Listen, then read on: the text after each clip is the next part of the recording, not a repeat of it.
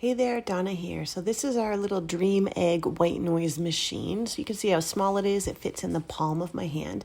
I love that on the back of it there's this lock button. So once I've turned it on, if I set that lock on, the baby can't press the buttons and change things and wake himself up.